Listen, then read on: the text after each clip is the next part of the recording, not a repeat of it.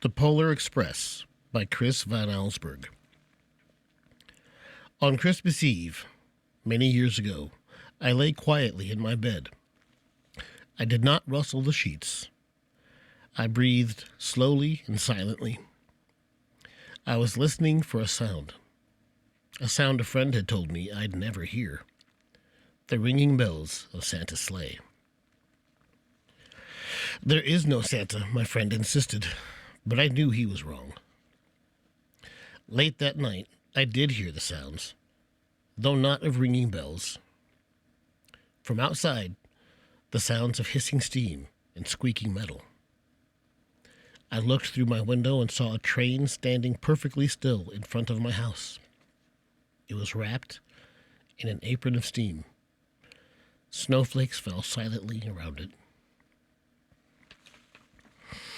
A conductor stood at the door of one of the cars. He took a large pocket watch from his vest, then looked up at my window.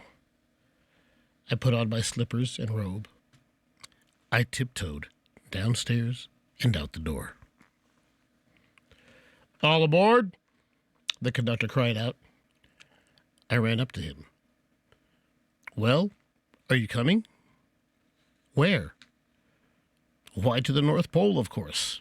This is the Polar Express."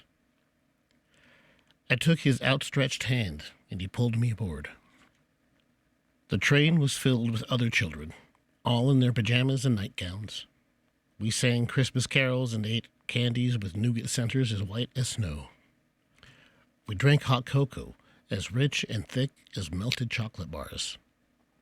Outside, the lights of towns and villages flickered in the distance as the Polar Express raced northward. Soon, there were no more lights to be seen. We traveled through cold, dark forests where lean wolves roamed and white-tailed rabbits hid from our train as it thundered through the quiet wilderness. We climbed mountains so high it seemed if we would scrape the moon. But the Polar Express never slowed down. Faster and faster we ran along, rolling over peaks and through valleys like a car on a roller coaster. The mountains turned into hills, the hills to snow-covered plains. We crossed a barren desert of ice, the great polar ice cap. Lights appeared in the distance. They looked like the lights of a strange ocean liner sailing on a frozen sea. "There is the North Pole," said the conductor. The North Pole. It was a huge city standing alone at the top of the world, filled with factories where every Christmas toy was made. At first we saw no elves.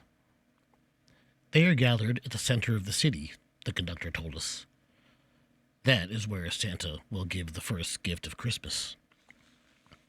"Who receives the first gift?" we all asked. "He will choose one of you." "Look!" shouted one of the children. "The elves!" Outside, we saw hundreds of elves. As our train drew closer to the center of the North Pole, we slowed to a crawl, so crowded were the streets with Santa's helpers. When the Polar Express could go no further, we stopped, and the conductor led us outside. We pressed through the crowd to the edge of a large open circle. In front of us stood Santa's sleigh. The reindeer were excited. They pranced and paced, ringing the silver bells that hung from their harnesses. It was a magical sound, like nothing I'd ever heard. Across the circle, the elves moved apart, and Santa appeared. The elves cheered wildly. He marched over to us, and pointing to me, said, "Let's have this fellow here."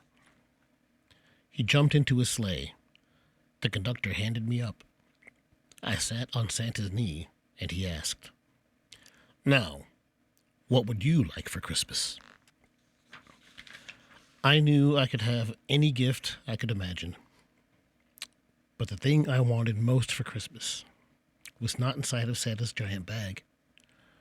What I wanted more than anything was one silver bell from Santa's sleigh.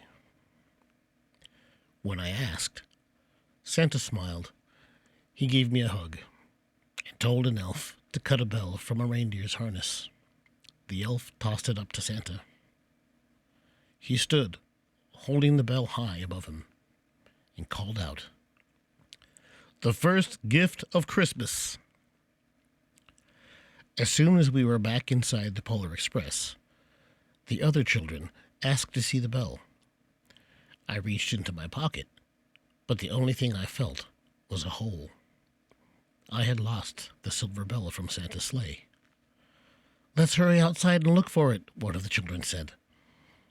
But the train gave a sudden lurch and started moving. We were on our way home. It broke my heart to lose the bell. When the train reached my house, I sadly left the other children. I stood at my doorway and waved goodbye.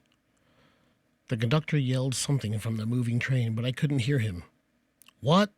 I yelled at him. He cupped his hands over his mouth. "Merry Christmas!" The Polar Express let out a loud blast from its whistle and sped away. On Christmas morning, my little sister Sarah and I opened our presents. When it looked as if everything had been unwrapped, Sarah found one small box behind the tree.